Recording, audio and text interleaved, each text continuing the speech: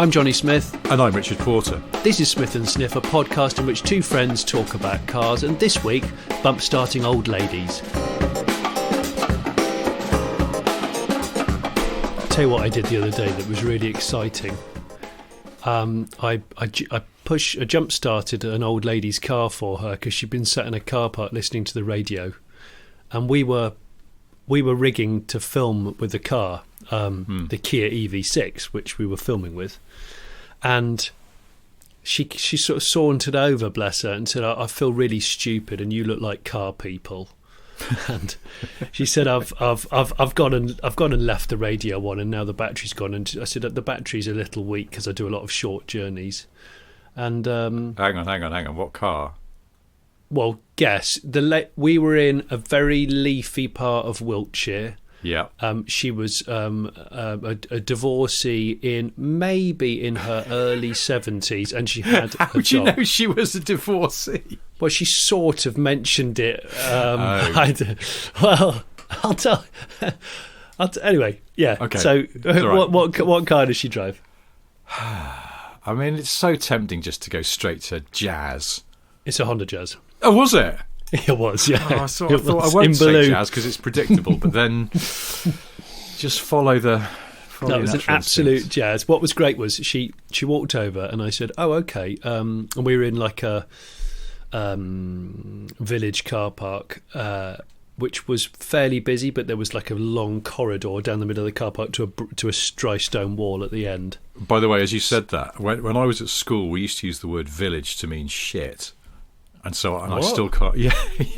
What, you need a village? No, not like that. No, as in something was crap. So you'd go, that's totally village. And by extension, someone who was crap at something was a villager.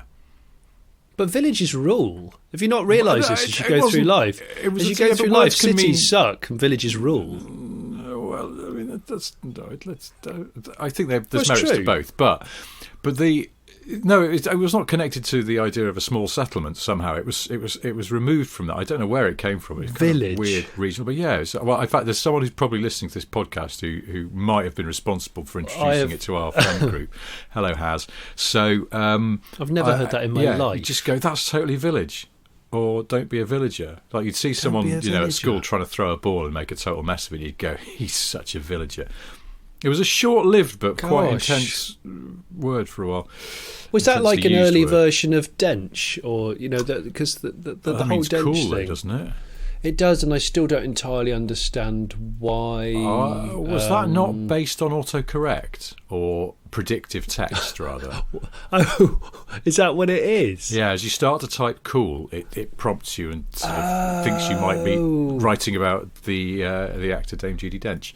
So. Yeah, I think that's where that came from. Village, I don't know, but when you said there was a village car park, my 17-year-old brain goes, "Oh no, a not very good car park." Well, I'm really sorry because there's two things the word village in that I love very much. A model village, as you know, very fond of those, and two. There's a song that came out. I think it came out about a year ago called "Model Village" by the Idols.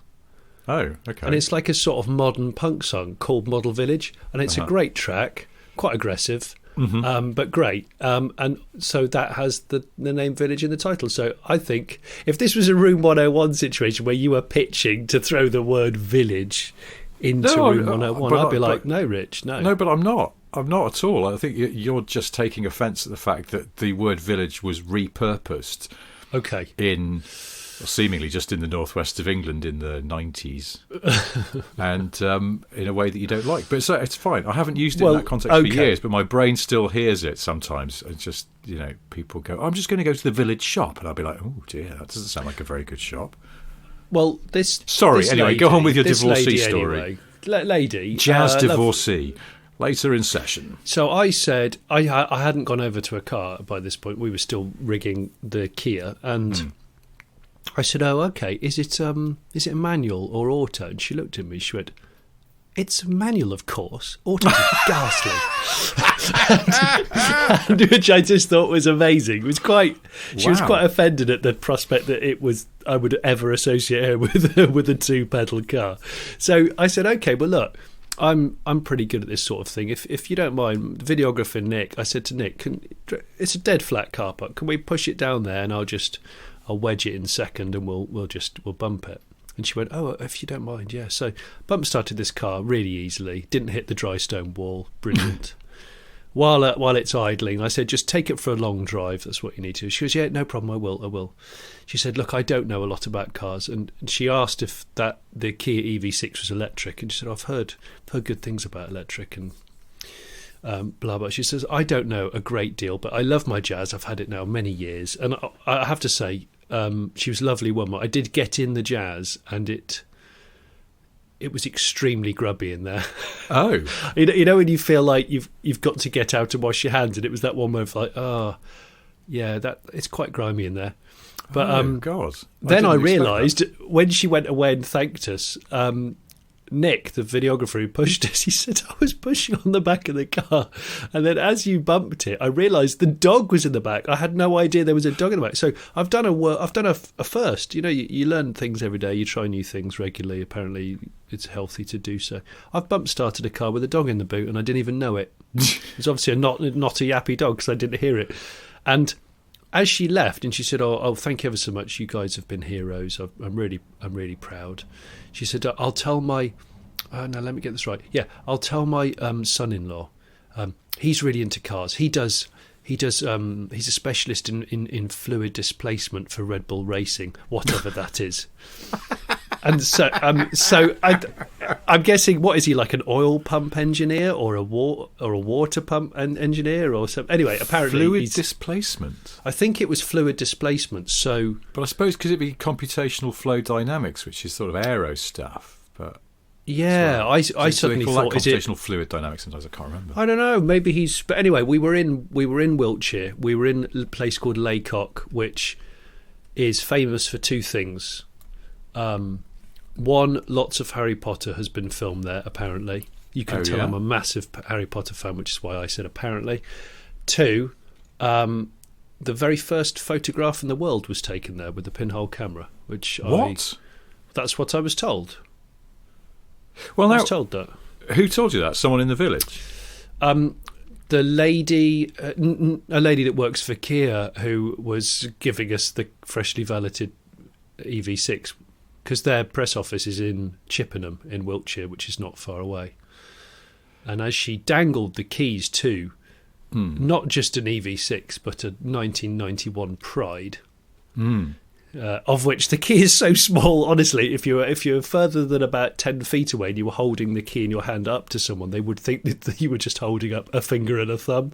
The key is so small, it's ridiculous. You forget how tiny keys for cars Yeah, were. they're sort of shed keys, aren't they? It's sort of there's something unspectacular about it. You go, this can start internal combustion and movement at a speed that humankind would be unable to achieve unaided, and yet somehow you're opening it with like something a small padlock key. It's one of those padlocks that you win in a Christmas cracker. Yes, and when I was a kid, they would excite me hugely. But it's a key with no jagged edges. It's just smooth. It's just a prong, isn't it? It's just a prong, shaped prong. Yeah, but what she did say, which is quite funny, is the historic press office Kia Pride, which is really good condition and actually quite a lot of fun to drive, it seems.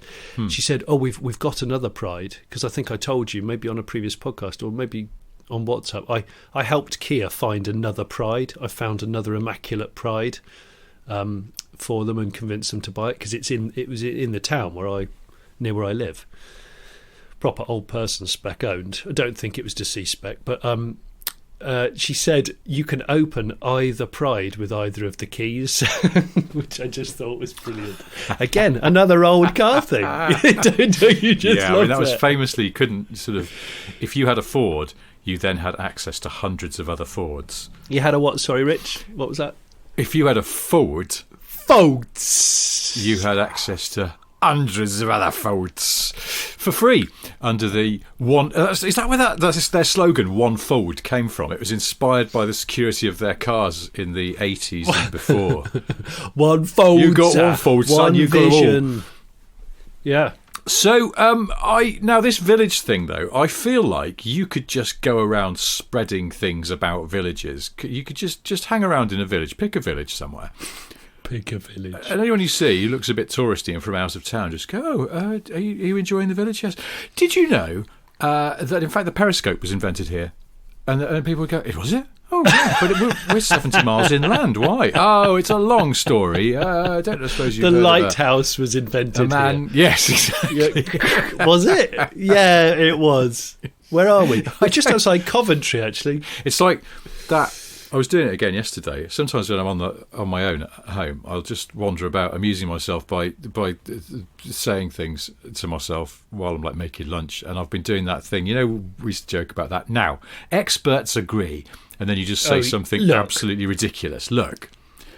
And I thought you could even expand that. It's quite good fun to start a sentence with, now, it's simply a fact that, and then just say any old shit. But because you said it's simply a fact that, people sort of have to go, oh, is it? So you go, now, it's simply a fact that cats can smell colours. And people go, is it? Yes. I love that. It's simply a fact. It's simply a fact that eating too much cheese can cause your foot to fall off. Is it what? Is that a very polite Tina Turner hit that never quite... Simply a fact. It's simply a fact. Ding, ding, ding. Better than all the facts. Rainbows are made of glass. What are they? I said it's simply a fact, so yes. Drizzle is in fact Gypsy's tears. Anyway, well done on being a good Samaritan with a divorcee and a jazz. That's but I'm surprised that her car interior was unsavoury. Dog related, perhaps. I think it was dogified, if I'm honest. But I was just surprised that I bump started a car with a dog in the back, and I was oblivious to it. I once got into a friend's car. I just need to move it. It was an old colleague, and I need to get my car out. And he went on to the middle of something. Here, just take the keys. You can move my car. No worries. And I got in his car. It was his family car, so he had quite small kids at the time. And I didn't have kids at the time, so I was unfamiliar with what kids can do to the interior of a car. And the smell and the filth and the stickiness of every single surface. It was the smell that got me. It sort of smelled like rotting fruit, which is probably because... That's what it was. The kids had dropped some fruit under the seats or behind their child seats. There's a bit of dirty mango underneath the... Yeah. I mean, I did that once in an old car of mine. I had a Fiesta ST as a long-termer from Evo, and I accidentally dropped a tangerine underneath the driver's seat once, but didn't realise I'd done it. And it took a long time to really get smelly, I think. Oh, yeah, because I used to do this, I think, on my desk when I worked at Car Magazine. I'd get a Satsuma or a tangerine, and I'd leave it in a warm place, and what it would do is it would mummify. It would shrink and dry out. Yes. And it would become about a third of the size, maybe a quarter of the size. And then eventually it would go very hard, but if you rattled it, it had the remains of something inside. So it was a small piece of percussion. Okay. And I used to pride myself on it. I always used to have at least one piece of self-shrunken fruit on my desk. But it didn't smell. That's skanky. The interior of this Fiesta just started to develop this underfunk that wasn't entirely nice, and then I finally looked under the driver's seat, and there was this sort of kind of little mound of bluish powdery mould. And it was tangerine, but I was like, well, hang on a minute, I haven't had, I know where it came from. There was a bag of tangerines, I think, on the back seat. There was some other stuff, and but that was like sort of 3 or 4 months ago. Did it look like the sort of flocking of a rally car dashboard? Yes. Yes, I thought so. Yes. So I know it's such a fine hair that it looks man-made almost. Yeah. But it wasn't. It's weird. That was nature taking back the Satsuma. It's an amazing thing, nature, isn't it? Nature. Well, talking of which, I should have said this right at the start of the cast. A dinosaur has been born in our house this week. Oh, yes. Unbelievable. It's absolutely amazing. Honestly, I'm still dumbstruck by the whole situation. Just brilliant. So you've your tortoise have had a baby. Yeah. So they are Ken, our male, and Shelby, our female. they're a couple, and tortoises can mostly, or certainly this breed of tortoise, can lay eggs all year round. But obviously they only really lay when it's sunny, and they only lay when the conditions are right.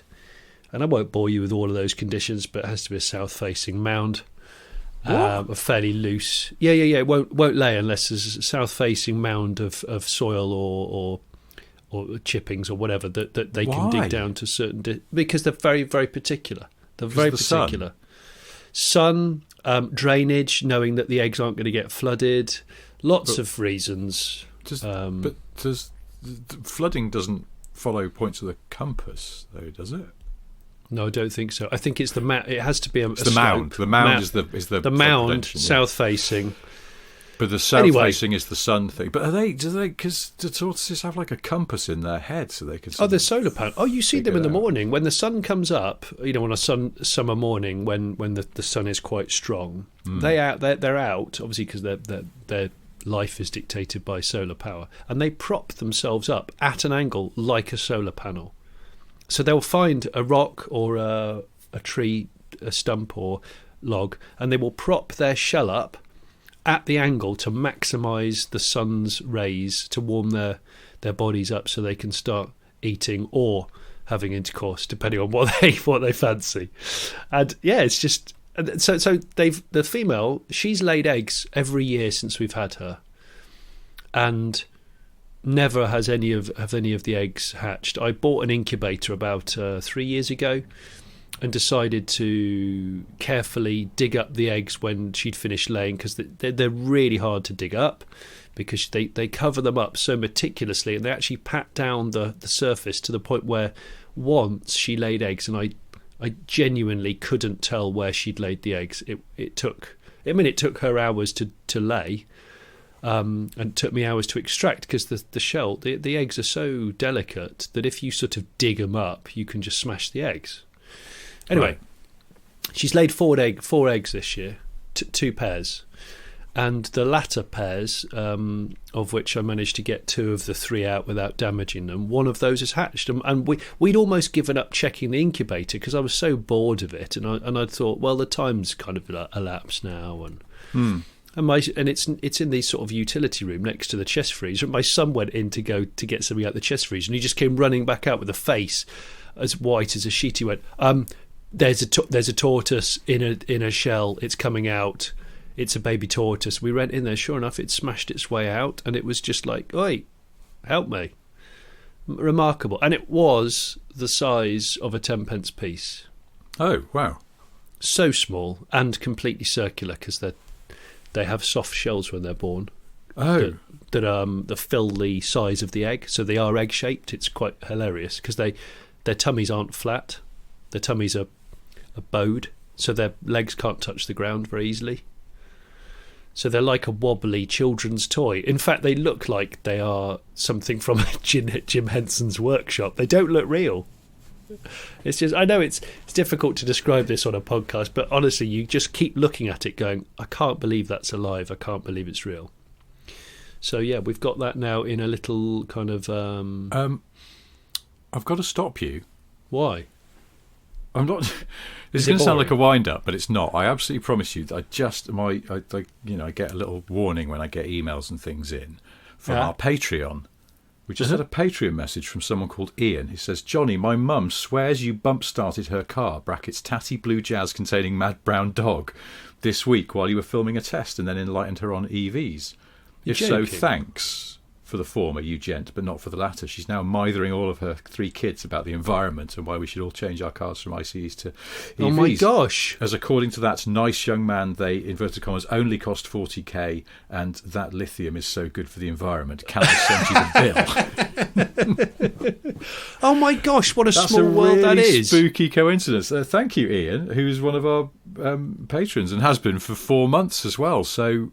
Well, Ian, it's not just like he hasn't just joined up to say thanks for that. So cheers, Ian. Bloody hell. Well, Ian, thank you. B, I hope that I'm right in thinking she's a divorcee, because there was no... I'm starting to feel... Don't worry, there was nothing weird about any of the way the conversation went. And... Didn't expect this to become awkward, and yet somehow it's become awkward. And that is uncanny timing. That really is. Really, we've had this a few times. Has that just come in? I promise you that just came in, and I wouldn't have even looked at it, except that you get the little preview thing, and I could just see the preview says, "My mum swears you bump started her car," and I just thought, no, come on. That is weird. You okay? I've just gone to swallow a bit of water, and it's just thrown it straight back out. I think I wasn't at top dead centre when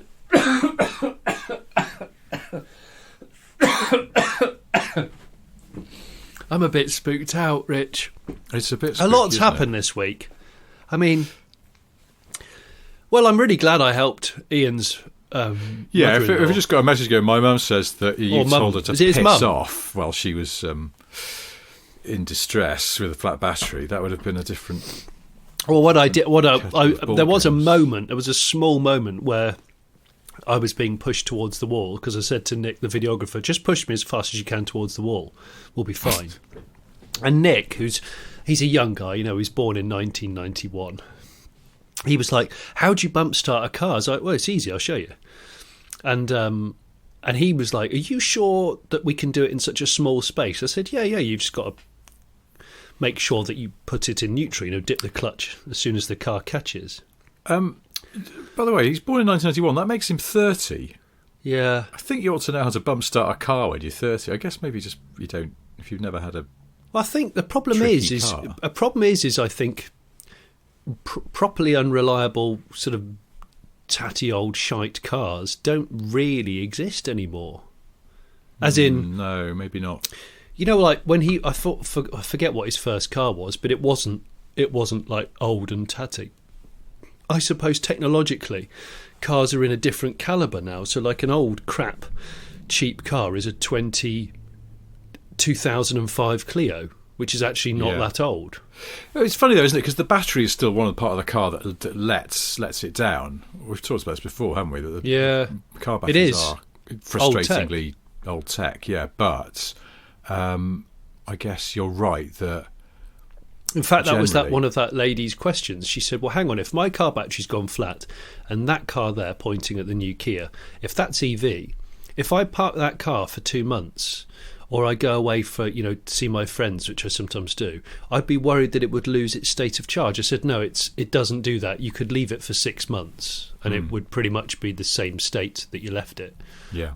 Because obviously the battery chemistry and the density of the batteries is totally different. And she was really interested by that. She said, oh, right, so I could fully charge it and then park it at my friend's house and just walk away and leave it and lock it and it would be okay. I said, yeah, it would. It would. It's just that we use lead-acid batteries now. Even really posh, expensive luxury cars, and that we were in the car park and I pointed at the couple of new Volvos, a couple of new Audis, said they've still got this, 19th century lead-acid lump in them, which has been the sort of the same for years. It's a bit odd, isn't it? Well, the irony is as well that for sort of technical reasons to do with, I suppose, voltage and direct current and stuff, that even EVs have old-fashioned batteries in them a lot of the time, don't they? Because I know they've been problematic. They were problematic sometimes in Nissan Leafs, I believe. If your battery went flat, it kind of knackered your electronics a little bit. You had to have it flat-bedded away. And I think I'd read some people in the iPace community were having issues. And it boils down to a lot of those EVs. The 12-volt battery isn't charged when the high voltage is charged. It's a separate circuit. Yeah. So really, what you want is the 12-volt to always be trickle charged by something, be it a solar panel on the roof, or be it every few cycles of charging it, or I think sometimes some EVs only charge the 12-volt when you charge up using a 3-pin granny plug. Do they? So I think some of them do. So in other words, sometimes it pays every sort of... A bit like when you sometimes treat your car to super unleaded for no apparent reason. It just feels like you're giving it a vitamin pill. Oh, go on, have a bit of that. Have a Barocca, you dirty swine.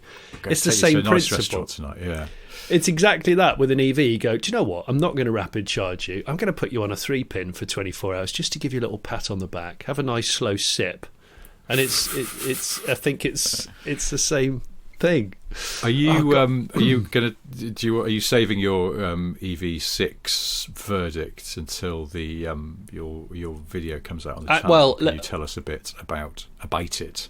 Oh, well, I can plug it now, because by the time people listen to this, you will have the video. The video will be live, and I thought, being the late break show and trying to be a little different, when the embargo lifts for the EV6, I thought, I'll include a little bit of a drive in the Kia Pride as well, just to show what a car company can do over the course of 30 years. I quite enjoyed the Pride. I mean, it looks like something from a Disney Pixar cartoon film, but actually drove really well.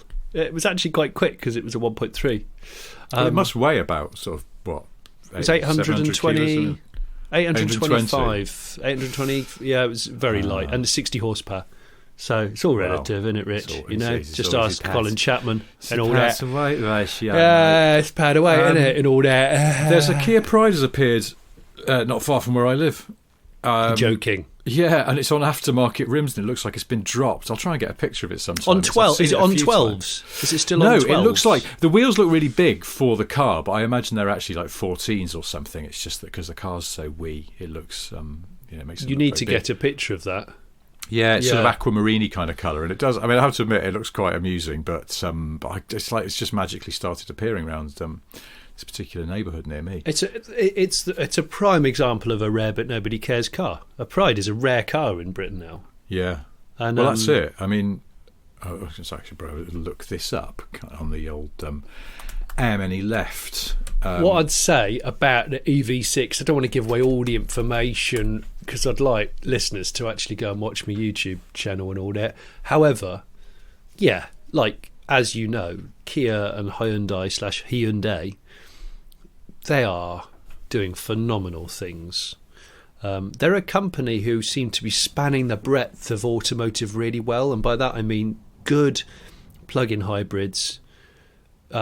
They bring out something like the Kia Stinger, which has been refreshed recently, which is, a really good sports saloon, and it looks good. And then class-leading EV, this thing up to 328 miles on one charge, and looks good, loads of technology, flat floor, pure EV platform. It's just impressive. It's just really impressive, and I think probably drives a little better than the Ioniq 5, on which I was it's reviewing based. the Sorento FEV for the Sunday Times recently, and I wrote that the sort of the sentiment that you're talking about, which is they're kind of covering all the bases. I think Hyundai Kia is such an ambitious company. They're just throwing everything they've got at everything. So it's like, some people think that we should go EV. Some people think hydrogen. Some people kind of more embracing hybrids and plug-ins. And they've just done it all. You name it, they've got one. They've got hydrogen cars you can buy, and EVs up the yin yang, and then PHEVs and hybrids. And if you just want a petrol car, they still do those as well. It's sort of and the same. Sort of. It feels like they've chucked money at stuff, because the point I can't remember if I cut this out, but the point I think I was making in the article is that also it's like, well, BMW has kind of retreated from being a pure rear-wheel drive company.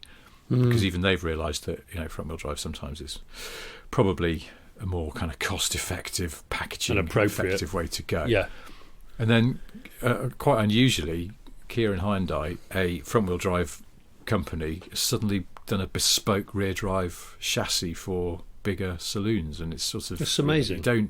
You don't get that. It's not like Ford aren't doing that, and no, GM aren't. Well, I suppose they are in the US because they did that platform for the Cadillacs and things. But yeah, it's like Ford don't do that kind of thing. They can't justify the cost. So it shows how ballsy Hyundai and Kia are about chucking money to become bigger and bigger. I'll just look this up on how many left, and there are 54 Kia Prides left. Gosh, apparently that's not a lot. Well, licensed. So hang on, you know of one, and Kia themselves, the press office, have two, and so that's There's a car journalist that famously has one or two. I can't remember. Might have two. Two. You know who I'm talking about. He. I don't want to say his name in case the people start trying to steal his collection of prides, but I think he's got two because I think he's got a van. I feel like it should be. I think Kia should lend out their pair of prides to every gay pride parade in the UK. It should be a stipulation that it should be there, and maybe with a rainbow go faster stripe, like Shelby stripes, but rainbow. And it should be there as part of the festival. Imagine a Mardi Gras, a gay pride Mardi Gras with the Kia Pride in there, just thrown in there. Be awesome, wouldn't it? I'd love that. I think a lot of people just say, "What's that funny little car doing in the parade?" But just go, that's the original Pride. Yeah, that's the original. Well, Pride. They wanted to have a group of lions walking along as well. Just make it all very literal. What real? Oh yeah, a gang of or people dressed up as lions. You know, the sort of role play thing. Or the pop singer King from the 80s just doing his one hit over and over again. Did he do something about lions? Oh no, it's Love and Pride. Love and Pride, wasn't it? Was it called Love and Pride or just Pride? I can't remember. Anyway, how many left lists the different model variants of Kia Pride? And there's L and there's LX and there's S and there's SX, but there's also the special editions listed. I don't remember any of these. The Pride LX Georgia, and the LX Phoenix, and they've spelt Phoenix PHEONIX, which I don't know if that's a typo or not.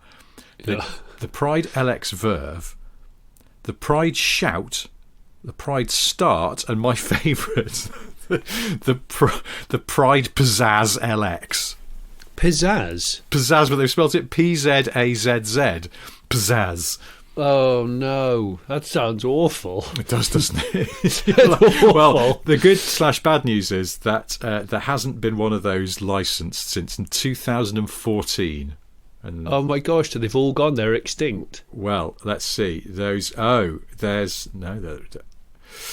I can't believe we're talking about. Gone. And this is the danger, you see. It's a card that's so sort of unloved and was laughed at the time. And yet, just like a rubbish moped, you can't help yourself, but you want to go. And you have a little go. And then then I slap myself and go, Johnny, we've got a brand new EV6 here with like cutting edge technology, amazing textiles inside. You know, can be a mobile power source, 800 and 400 volts. So much going on in that car, and yet I'm drawn to this 60 horsepower Disney Pixar looking little block on 12-inch tyres. I know what you mean. I've been in that situation as well, where there's sort of all manner of nice cars around, but there's something a bit silly and soft and small and just sort of joyful. Yeah, it is joyful. You can't turn away from. And it's love it. Yeah, it's nice, isn't it? I actually had a lot of time for it. Someone offered me an Up GTI last week for a really decent price. You sound like you've approached your dealer, and your dealer, as in a drug dealer's gone, listen, I've woken up with a conscience, and I'm going to go from dirty Class A's into just honest cars. I'm going to do you a killer deal on an Up GTI just to get you hooked in. In a couple of months, I want you to get out of that into something else, but we'll talk about that.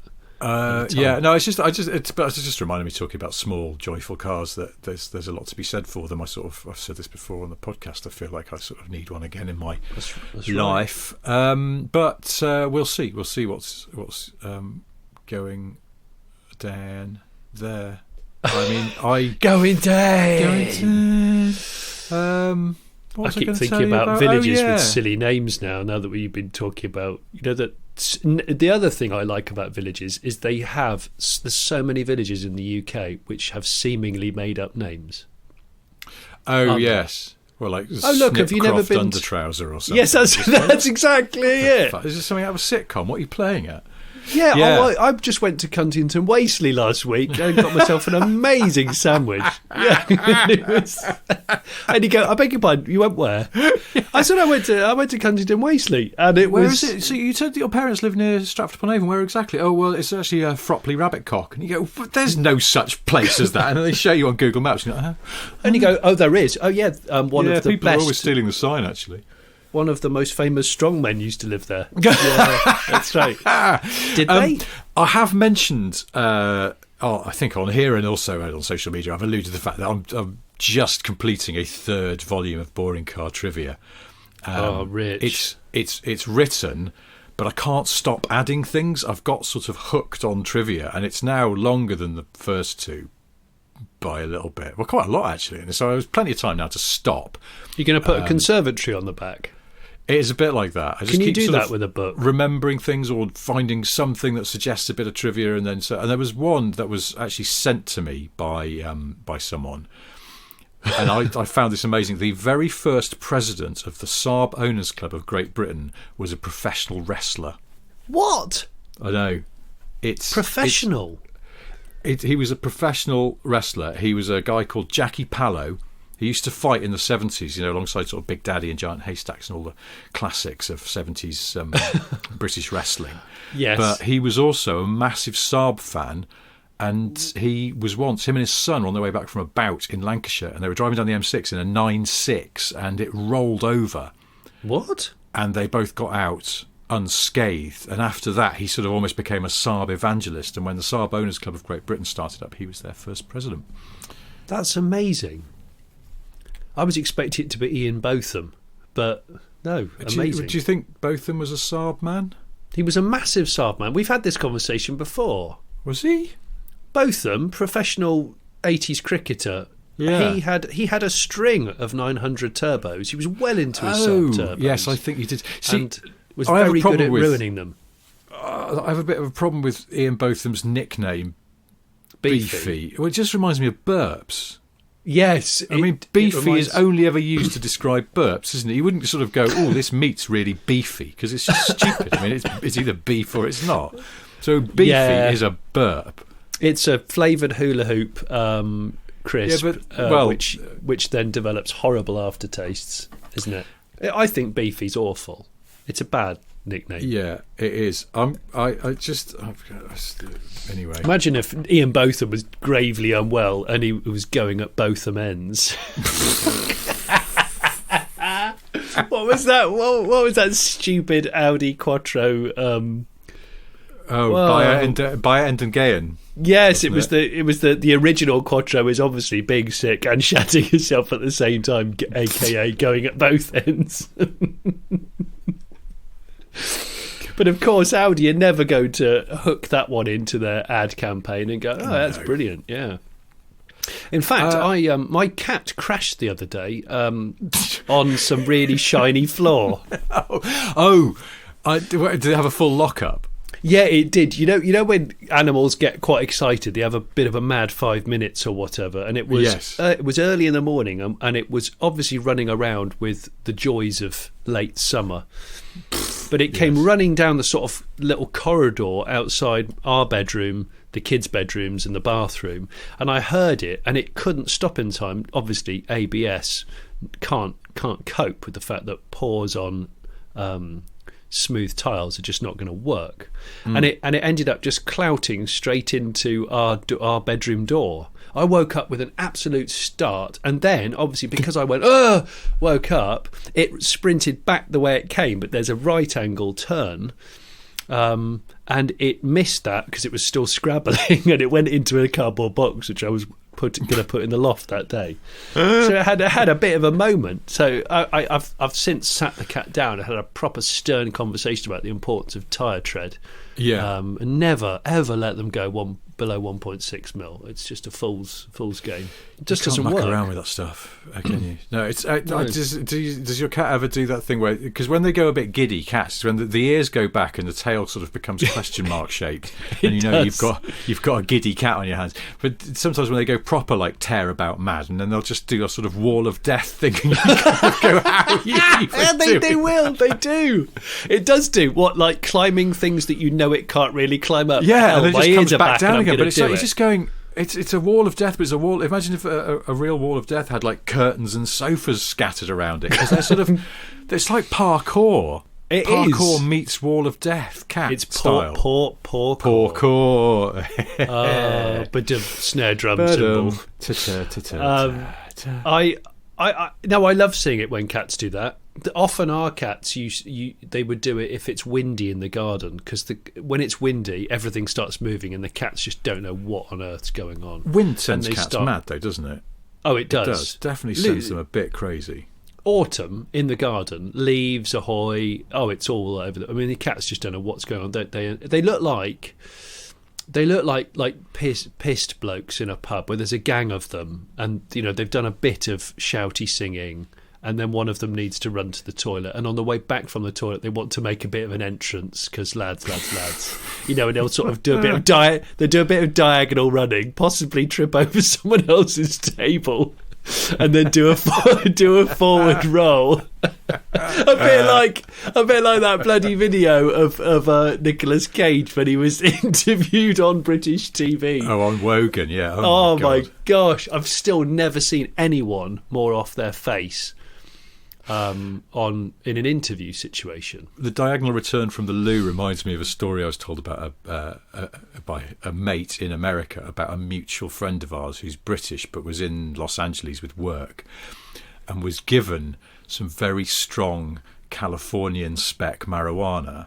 Oh gosh! At someone's house, and then was it medicinal because you've got a bad back? Yeah, because of the glaucoma. Yeah. No, I think you can just get it now. You're allowed to just buy it. You don't have to pretend you've got some spurious illness. But this was a while ago, but it was quite strong, and he felt a bit strange. And then apparently they went out for some Korean food, and he went, "I just got to go to the bathroom," and he wandered off.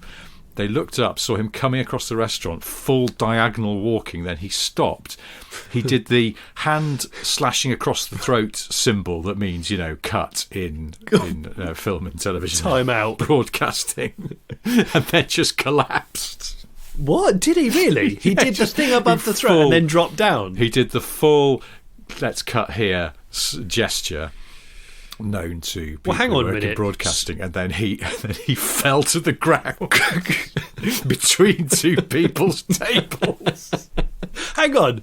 When you're above the age of about 21, no one refers to it as pulling a whitey, do they? But presumably that's sort of what happened. That expression. Yeah, it was. No, it's full pulling a whitey. Did he go in? Did the ECU go into sort of reset limp home mode, but he didn't quite make it? Yeah. It's what happened when the battery went flat. But batteries again. But when the battery went flat on my Range Rover, its death knell was it would still let me in, but when I tried to start it, it clicked a few times, and then the clock span round backwards very fast. Did it really? Yeah.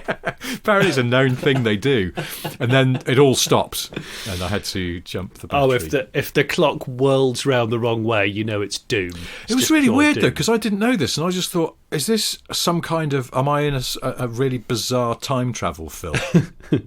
What else was I going to talk to you about? I had something else to tell. I feel I had loads of things to tell you. Me too. I had something to say to you. I was doing to write them down. Oh, well, a couple of weeks ago, and I meant to mention this on last week's show, I was dropping my 911 off for a service, and I had to then walk to the station nearby, walk past a garage.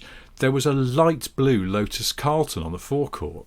Oh, my word. And I almost got run over by a car coming out of the petrol station next door because I was so distracted looking at this Lotus car. Because I saw it from a distance and went, oh, right. Eggshell blue? Yeah. Carlton, wow. I thought, oh, there's a Carlton GSI on Lotus Carlton alloys. Wait a minute, it's a wrong spoiler, and it's got a Lotus Carlton badge on the back and exhaust in it. And I could see through the back screen that it had a Lotus Carlton steering wheel. And I just thought, well, it's fucking Lotus Carlton. I put it on Twitter. Yeah. And this has allowed me to get to the bottom of it. Because lots of people were going, well, it's got to be a real one resprayed, because why would you go to the trouble of making a replica and then not get the colour right? True. Yeah, that is true. Because there's actually a bit of work involved, because those wheel arches, it all looked absolutely legit and correct, the correct body kit, correct wheels. And when Lotus used to build those cars, they had to snip away the original wheel arches to get the body kit on. So it's not just a matter of slapping it on with some Bostick. You've got to do some work. You've got to do some cutting. Yeah. But I got to the bottom of this thanks to a guy on Twitter. I'm sorry, I can't remember your name if you're listening, but I got to the bottom of this thanks to a guy on Twitter. I'm sorry, I can't remember your name if you're listening, but who is, according to his bio, a former editor of a Vauxhall magazine. Is he a fluid displacement expert for Red Racing or not? He's just messaged through the patron. Apparently his mum. No, he said it's a replica. And it was a 2 litre. It was a 2 litre Carlton. It was a 2 litre CDX. And I checked then. I managed to check the reg. When I went back to collect my car from the garage, I made a point of going back round past this little garage where the Carlton had been, and it was still there. And I got the reg and I checked it, and it still registers as a 2 litre. But in fact, so this ex-Vauxhall Mag guy said, he's dropped in a 3 litre 6 now, but it is a replica. Really? But like a really quite a really meticulous replica. But then I guess the guy just went, well, do you know what? If this is not real, I'm not screwing up a real Lotus Carlton. I've always wanted one in light blue, so I'll just do it. Well, I think actually the donor car was light blue, so he's matched in the kit rather than respray the whole car, I suppose. Really? But he's gone to all that expense anyway. Well, yeah, I know. Mind you, a quality repaint is expensive. Yeah. In the doors, engine out job. I feel the pain. I love that though. I like that. It looked good because they do look good, and it sort of made me think, why did they not get around to offering the Lotus Carlton in more colours? Because it looks great. It's just a great looking car. I think it's a cool. Is it a car you would genuinely like to own? Let's say you had garaging facilities. And I sort of feel like I almost don't want to because it might disappoint. I mean, it's funny, isn't it? It's got 377 horsepower, I think, and that's not, in this day and age, loads, is it? That's like a Golf R. Golf R. I was just about to say, it's sort of Golf R, really, isn't it? Which is embarrassing. So I feel like it wouldn't feel that quick. In the same way that the first time I drove a Sierra Cosworth, like an original Whaletail one, I was just like... And it was lovely in a lot of ways, but it wasn't fast. I mean, it was fast once you got the turbo spooled up. It was slow. It didn't have that. What it didn't have was that instant response that you're just used to in modern cars. But then it's only 204 horsepower, something like that. So actually, it's not that powerful by modern standards. But back in the day, they were seen as insanely quick, weren't they? So, did you enjoy the lag though? Because I know some people have sort of they miss the lag of turbos. Because it was the calm before the storm, wasn't it? It was that you put your foot down, count to 3 or count to 2 or whatever, count to 12 if it was a very old 911, and then suddenly you just get this big like wave crashing over you. It is sort of amusing, isn't it? That's the thing, I suppose. But it's amusing because it's a novelty. If you live with it every day, you might start to crave a slightly snappier response. If it was a race car, I'd be just pissed off with it. Yeah, well, you'd probably keep it on boost, wouldn't you? Just keep it. Of course, you in would. the upper echelons of the rev range to make sure that it was never too sluggish. But it'd be stage 3 as well, maybe stage 5. Yeah, if it was racing. What were you telling me last week? You said you were going to say about that guy who always you. Which guy? The VW guy. Oh God! So your memory, you can't remember this, can you? But we ended the last show talking about that bloke. And all that. Always says and all that. Oh, it was relentless. Yeah, my first proper job on an air cooled VW mag, which I loved. Had to deal a lot with owners' clubs, as you do with these things, and the owners' clubs were always a jolly band of people. Some of them were big clubs, some of them were regional. This one was regional. It was. I don't want to be too specific, but it was Peak District area and quite family orientated club, very keen on getting the family involved, lots of barbecues and things, mostly I would say VW buses, bay windows, split windows, that kind of thing. But yeah, he would he used to phone me quite a lot, which is not offensive, it's just that he would phone me a lot and he had that kind of voice, which I said I think in last week's podcast, because there was a bloke on the sort of motorway awareness course Zoom call that I was doing last week. Motorway awareness. Yeah, speed awareness courses. Well, I had to do a motorway awareness courses because I got. Were you not aware of motorways? No, I've never been aware of them. I just thought they were bigger roads with more lanes. I thought it was a massive all those one-way bloody street. idiots in cars and lorries driving on that runway. What a bunch of twats. I know, idiots. But I wasn't, so I had to do a motorway awareness course, which, because I got caught speeding in a I know, and I'm really aware. Listen, it was not bad. Actually, it taught me more about smart motorways than I realised. But anyway, one of the people on this Zoom call was a young guy. I'd say he was under 21, and he had that real stoner voice where, like, you know, it's all really like, he's obviously been, he's could have been heaving on the bong till late and maybe done a bit of gaming. Very nasal, kind of like, well, the course started at 9 and that is phenomenally early, so I'm just gonna see what I can do.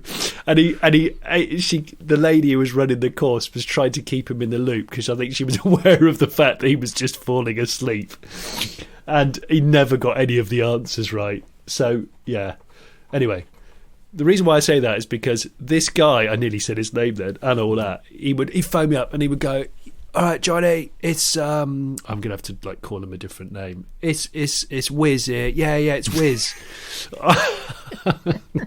Terrible name, terrible fake name. "All right, mate, it's Wiz. Yeah, well, we're having a little barbecue and gathering and all that. Hoping to get a few buses together. Anything goes, modified, classic. Have some new stuff if everyone wants to bring new transporters and all that. Anyway, hoping you might put something on the website, on the forum and all that, and hopefully maybe we can all come down, have a bit of a jamboree and all that. Yeah, it'd be great. We have a couple of buses and all, like I said, maybe a couple of tents and all that. Maybe a little marquee if the weather's looking a little bit bad. But it'd be great. We're going to do it in the Buxton area and all that. Invite the kids. We've got one of the lads has got a bouncy castle for the kids and all that. We'll bring that along. Maybe some space hoppers. Anyway, I'm just... Well, it's true. I'm not making this up. This is real. That's where grammatically it starts to fall down when they say something like, "Yeah, be in the Buxton area and all that," and you go, "Oh, what?" And what? Similar and all towns? And all of the roads near Buxton, and all of the villages. It's villages. That's why he's referring to people like you who are a bit maybe scared of villages. I'm not scared of villages. I just used the word village to mean something different. But anyway, and all that, it just became. I saved him in my phone because that was actually when I just got a phone. I that year probably got a phone. I saved him as his name and all that. So if my phone rang, if my phone rang, I knew it was going to be Wiz and all that. And he was a really nice guy, but I think he was a habitual rolly smoker, and he was really into families and VW vans, but you're just one of these people that would phone you a bit too often to say, "Oh yeah, we're still having the event, it's still going on, we've got lots of people bringing like stuff." Thingies like Baz is bringing his custom bus, which he thinks he might finish, and if he hasn't finished it, he might bring it on a trailer, which is really cool and all that. So we're going to bring that in and all that, and then and he'd phone me like with some important news, and it was just to say something like, "Well, we were going to do a hog roast and all that, but we've decided we're just going to do a conventional barbecue. Okay, is that all right?" And I'm like, "Yeah, it's your event. I'm just merely a reporter, so it's absolutely fine." I don't know what to say. It's going to be fine. After we talked about this, we touched on it last week, I suddenly, speaking of conversational tics, I remembered a guy I used to know who was just a classic practitioner of overusing the word basically. Oh, yeah. To the extent that we used to call him basically, I won't say his name. For the sake of argument, say his name was like Steve Morgan. We'd just go, "Oh, it's basically Steve Morgan," because he'd go, "So what's happening later on?" And he'd go, basically what we're going to do is we're basically going to go to the Lamb and Flag and basically have a couple of drinks there, and then basically I think we'll move on probably to the King's Arms and basically just sort of stay there for a bit until, because some of the other guys are basically going to join us there, so basically we're going to wait for them. And Stop! I don't know what the word basically means anymore. You've used it so much, it's like a blank void in my mind. I've started to become fascinated with them, I suppose, off the back of On That Side of Things, John, non-stop talking John. Gosh, I love John, although I'm still too scared to contact him. But yeah, I think the problem is it's so infectious, isn't it? We live in a world now where literally is the word, and has been for probably 2 years now. And I said before, at the minute, it just winds me up something rotten. Because there was nothing wrong with that at the moment, and it seems to have been kicked out the back door, kicked down the fire escape in a club, and they've they've opened the chain in the VIP area to At the Minute instead, and At the Minute's the thing. But no, I never liked At the Minute. There was never a place for it. That doesn't bother me, that one particularly, but doesn't it, which is weird because there's lots of things. I'm a deeply pedantic man, but I don't. It just sort of floats by, like with Which Way You Hang Your Loo Roll. Doesn't really bother me.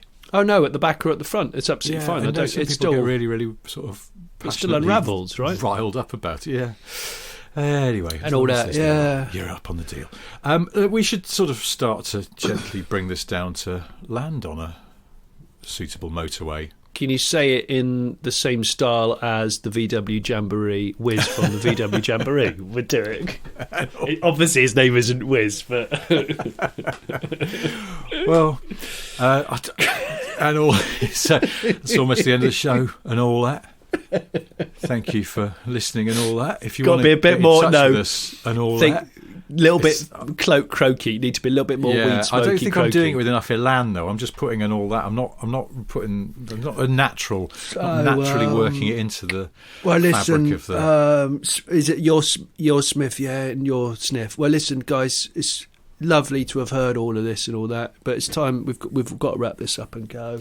You should get him. Well, I'm going to segue horribly into something that I'm going to mention at the end of the show, but you should get him to start organising your live shows if he loves events and family and all that. It's actually a really good idea. Maybe I should get but him is it to though? do it. Is it? And all that. Is it? I'll get my basically guy as well. I think suddenly you'll have a conversational tick committee to put together all your events, and you'll be driven to the brink of madness. I think Wiz and all that is the perfect example of a guy who still smokes the rollies, but he shields it away when he's in a public place because it's maybe looked down upon these days. Public smoking. Yeah. Yeah, well, it's also because shielding smoke. But that's also good practice in drizzle, isn't it? Just a shielding smoke. An ember shield, absolutely. You're smoking inside the palm. Yeah. I'm doing it as I'm saying it down the microphone. I'm I know. Actually, Jay, are you doing it? Yeah. And all that. And he sort of speaks. As he's exhaling, he's speaking as well, and it's all a little bit. All right. Well, hopefully without doing too many conversational ticks, I have 4 things to tell you. They are: 1, Johnny has a solo YouTube channel called The Late Break Show.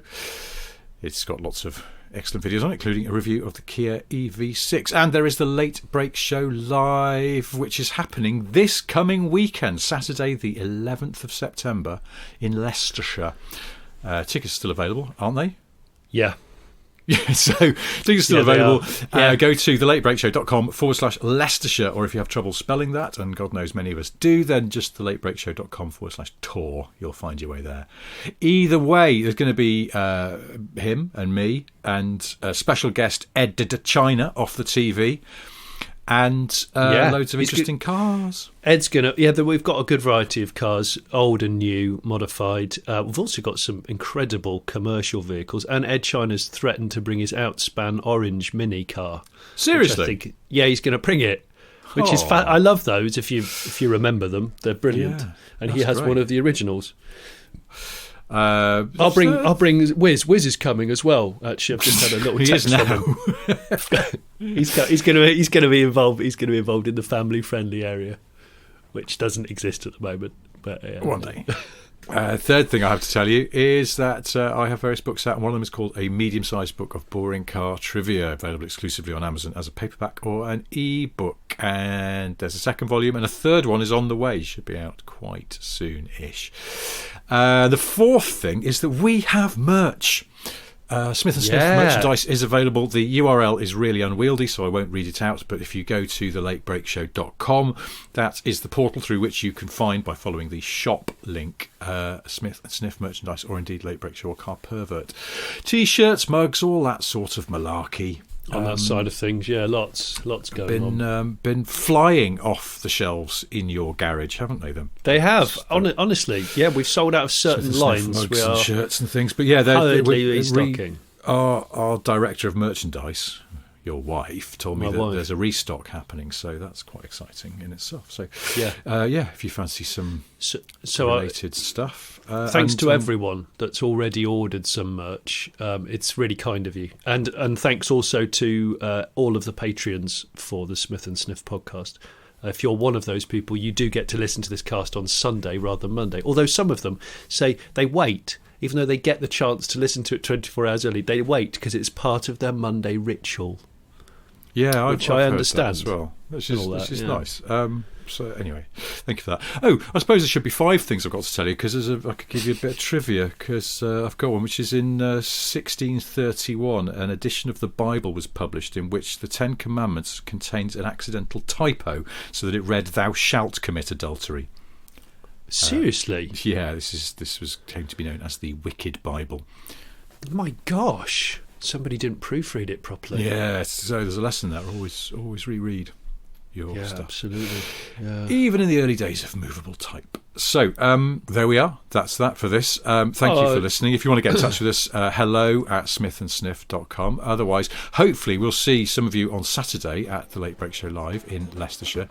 If not, we'll be back again next Monday. In fact, we're going to record a podcast in person together, aren't we, after the live show? So, yeah, we will. We might be broken. We'll see. Let's see what happens. And until then, thank you. Goodbye. Bye. She was madly in love with a mute weirdo who drove a Honda mute, Active. Was he? Because he could whisper. And a dog that had swallowed a whistle, and then a panda that could just talk perfectly normally.